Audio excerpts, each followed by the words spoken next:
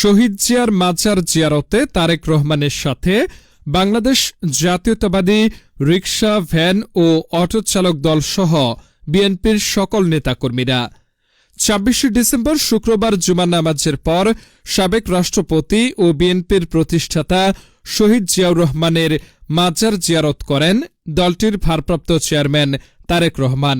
দীর্ঘ ১৭ বছর পর তার এই মাজার জিয়ারতকে কেন্দ্র করে নিশ্ছিদ্র নিরাপত্তা ব্যবস্থা নেওয়া হয়েছে শহীদ প্রেসিডেন্ট জিয়াউর রহমানের মাজার এলাকায়। এ সময় তার সাথে রয়েছেন বিএনপির হাজারো নেতাকর্মীরা। বাংলাদেশ জাতীয়তাবাদী রিকশা, ভ্যান ও অটো চালক দলের কেন্দ্রীয় নেতাকর্মীরা ও নারায়ণগঞ্জ জেলা আহ্বায়ক হাবিবুর রহমান সহ সকল নেতাকর্মীরা এ সময় তাদের সাথে জিয়াউর রহমান এর মাজার জিয়ারতে অংশগ্রহণ করেন।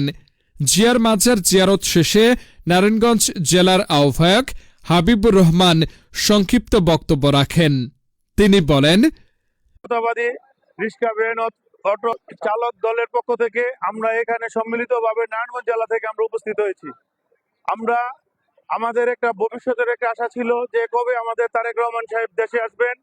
আজকে আমাদের সেই ২৫শে ডিসেম্বর আমাদের সেই দিনে আজকে আমাদের তারেক রহমান সাহেব দেশে আসছেন।